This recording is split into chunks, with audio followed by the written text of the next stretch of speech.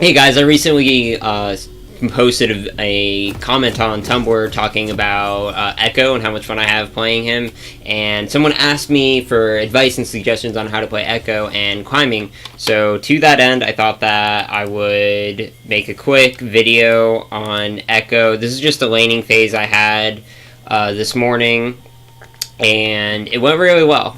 I'm doing this in one take because if you try to edit videos, it starts getting pretty hectic, and just in terms of time investment. So I thought I'd skip ahead.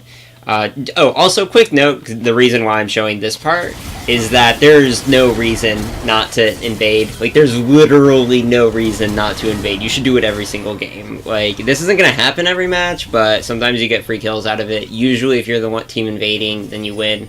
The only thing to watch out for is if the enemy team has a really good team fight. So we have an Alistar and an Aurelia.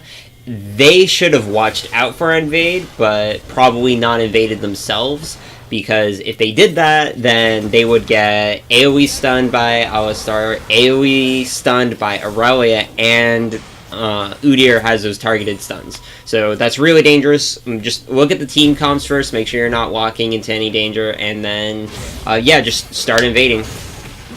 So here's where I'm gonna actually start commenting and stuff. So one note is that I missed a whole bunch of experience because of the melees of the first wave. So I'm actually a little bit behind in lane. Wait, did I get the kill? Okay, I got the kill. So I have the experience that I got from that kill, and the assist isn't equivalent to the melees that I missed, but I do still have that gold advantage. So that's part of why I'm playing really aggressively here, because I need to make use of the gold advantage that I do have. And so when you lane, you probably won't have one of these rings at the very beginning, so that's something to note. But you can still learn from the aggression of this video. That's why I'm making it. The thing that threw me into higher ranks, the reason why I went from like Diamond 5 barely, literally in the last few hours of Season 3, I managed to get Diamond 5. It was really exciting. I'll tell you that story sometime. But basically the reason I started climbing so suddenly, because then within a few months I was hitting Diamond 1, which was really hard back then. This was before Master Tier came out, so I was basically hitting like top 2,000 players, and so that was pretty intense back then. But the reason I was able to do that was because I'd watched C9 High, or he was on Cloud9 at the time. Cloud9 represent. And then, okay, so this is an important thing. I should actually probably be doing real commentary. Let me go back.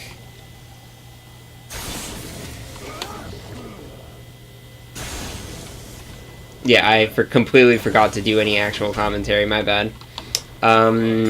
So, further back.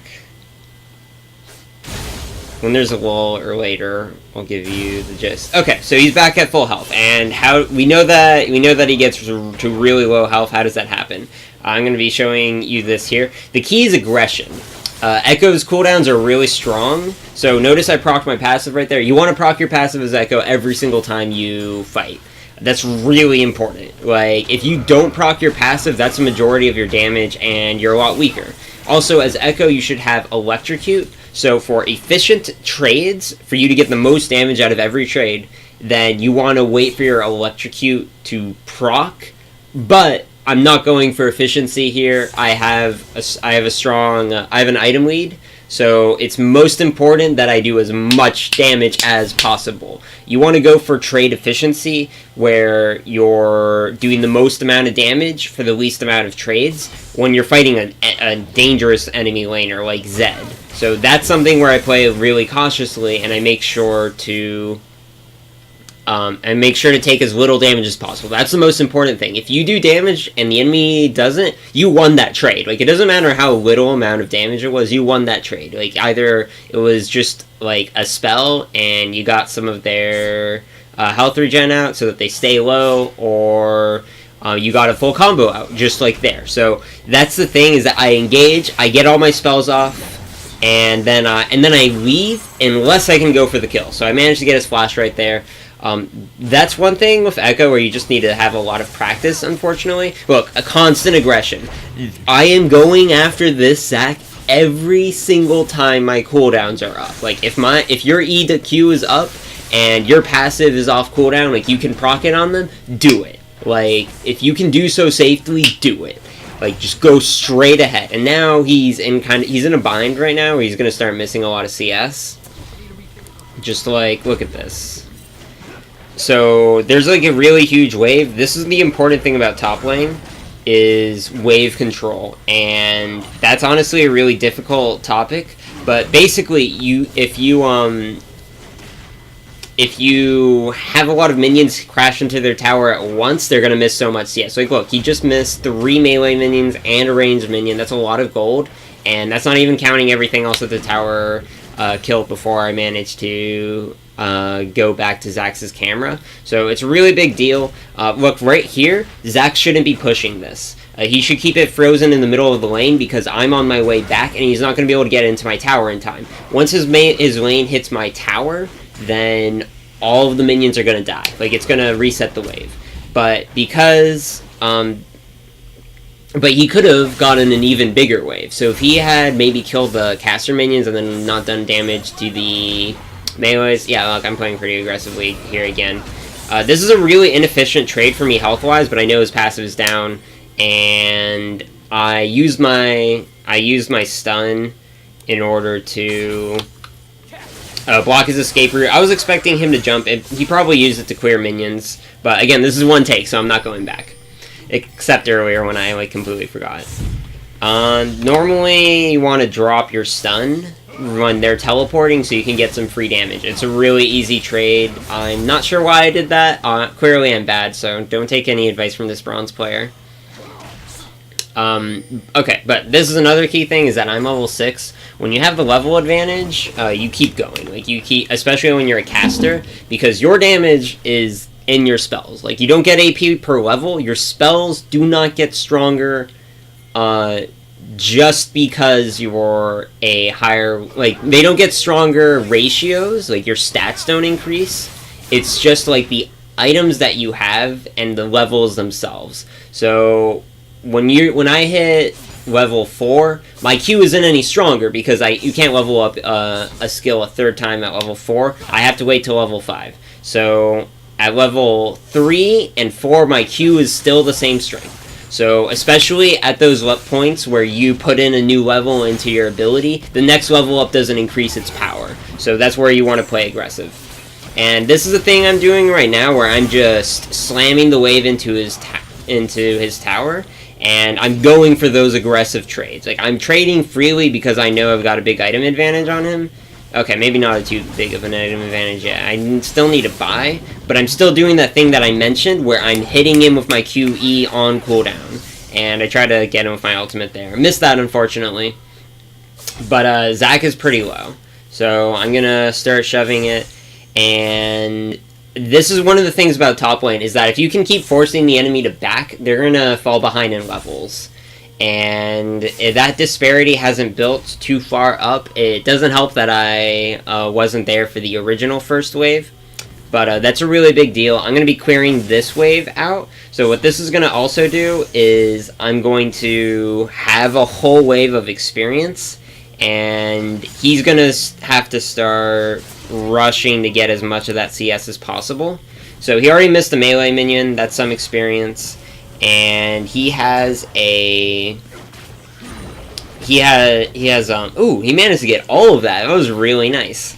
So not every... It can be hard to CS under tower... Oh, man, did I... Wait, camera... It can be pretty hard to CS under tower, so it's just always a positive to slam the CS into your tower. One other thing, you probably learned this from LCS. This cannon minion means that I won't miss too much. I might even get it, so I'm going to miss a melee, and we're going to see what else I miss. Okay, so I managed to get back in time for the cannon, and this is really huge because recently Riot changed it to where I'm going to miss a melee.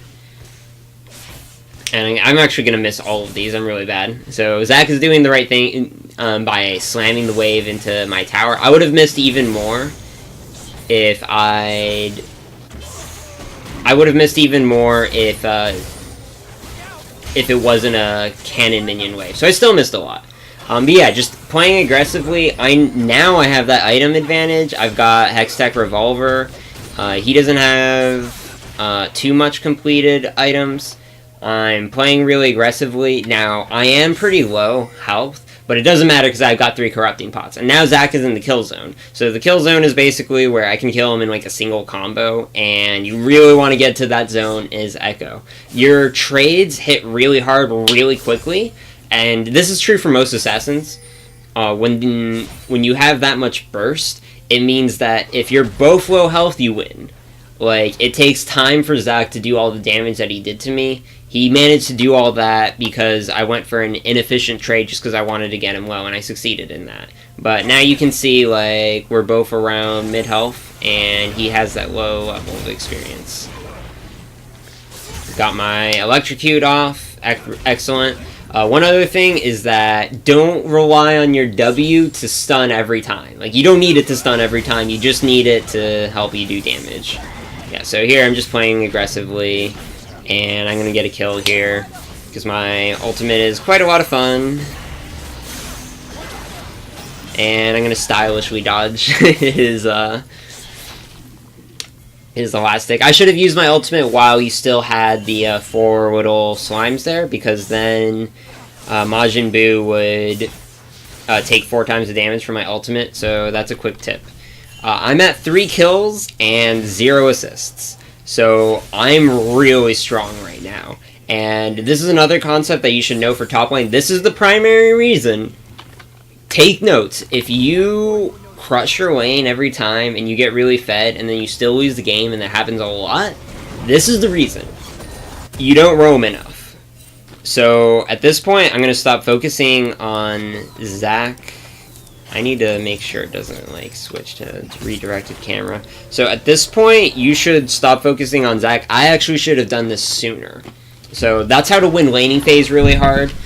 But if you want to win the game, once you have like 2 kills on your opponent, and once you have that big advantage, like, you should go somewhere else. Because if I kill Zac, when my 3rd kill on Zac, he was worth less gold. My 4th kill on Zac he'll be worth less gold. But if I teleport down bot lane and I get a kill on Jinx, Jinx has 1 death. She has 3 kills. So I'm going to get more gold for killing Jinx, and I'm going to give assist to my bot laner and my Alistar. I'm going to pressure the rest of the map. So it's important to win lane, but the most important skill, aside from that, is roaming and taking your advantage elsewhere. Like, you win lane so that you can get ahead, and when you gank, you're going to be really strong. But the primary thing, the thing you're going for, is to be really strong so that when you roam, you get a kill. If I hadn't killed Zac at all, and I was like on my way to kill Zac, but I hadn't gotten him quite yet, but I can teleport bot lane for a kill, then like go for it. Like, it's the most important thing is getting kills on the rest of the map, because then it spreads that gold to the rest of your team, and then that's why if you stay in your lane and I kill Zac like a 4th time, like I'm trying to do right now, it's inefficient. Because now my gold is not being put to use. Even if I get the kill on him, it's just not effective. I think that I'm beginning to... Oh, one other thing. You don't need to be able to 1v1 your enemy laner for the entire game. So, I do not build Void Staff. I don't need Void Staff. The important thing is this Jinx, who has 3 kills, and this Karthus and Veigar, both of whom are going to be really weak. I'm so sad that I walked into the stun. If I just stayed to the right, I would have killed Zac and escaped, which would have been really cool. But yeah, I don't worry about the Zac. I don't build Void Staff. I don't focus on killing him, because there are other players in the game that I need to focus on. So that's how you do really well top lane. That's how you win solo queue games, is you play aggressively. Like, you constantly, on cooldown, you go for things. I'm gonna show you guys this too, just because it's fun. This is a fun Ekko thing. Oh no, Kim is screwed. She can't possibly win this. Ooh. And speed boost. That's my favorite thing about Ekko, is just like dropping that Q and then getting the speed boost on the way out. I'm gonna like immediately go back in and then die. So yeah, I just did that. So that was foolish, but 6-dimensional chess, we killed a Moo who apparently had a shutdown. No, Moo got the shutdown on me. So yeah, not that's like 2-dimensional. Wait, no, chess is already 2-dimensional.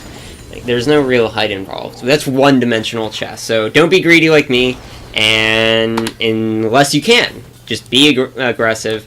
And peace out. Thank you for watching. I really appreciate it. I don't think these videos aren't going to be too regular, so sorry about that. But maybe if I get the chance, I'll do more one-shots. But I hope you enjoyed, and bye again.